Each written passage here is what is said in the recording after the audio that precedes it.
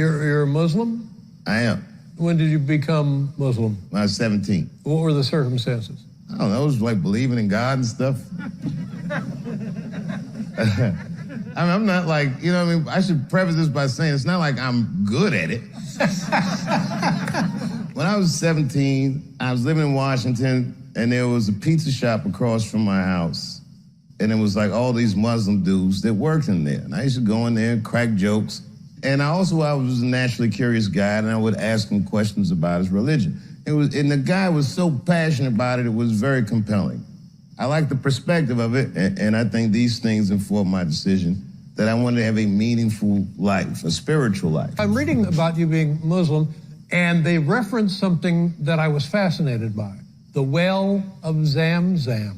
There's a well called Zamzam in Saudi Arabia. And the myth goes that a family walking through this desert dying of thirst, and this endless well presents itself. You and I could go see it. Right, so I could go see it. You'd probably have to make some phone calls.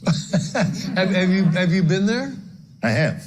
It's only welcome to Muslims. It's not a tourist location. No, nor should it be. The man is the prophet Abraham and his wife.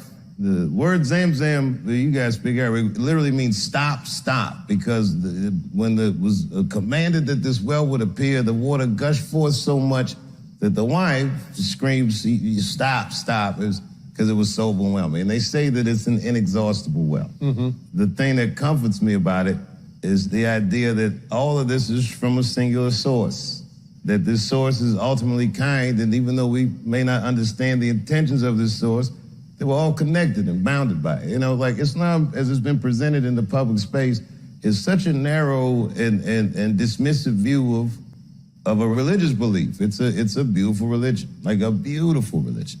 And the ideas in that religion are reflected in all the major Abrahamic faiths. You'll see these ideas in Christianity or Judaism, you know.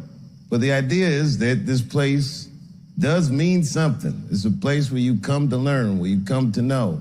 You get here knowing nothing, you get a head full of shit, and then you go on. When the current president says, you know what, we're going to look into keeping Muslims out of this country, how does that make you feel when that happens? You don't expect necessarily that much empathy or compassion or cultural astuteness from a guy like that. What you're sad about is that the chair doesn't have more humanity in it. But has that chair ever been that humane? When Biden called Trump the first racist president ever, well, clearly that's not true. So how do I feel when I hear a white person say some stupid shit?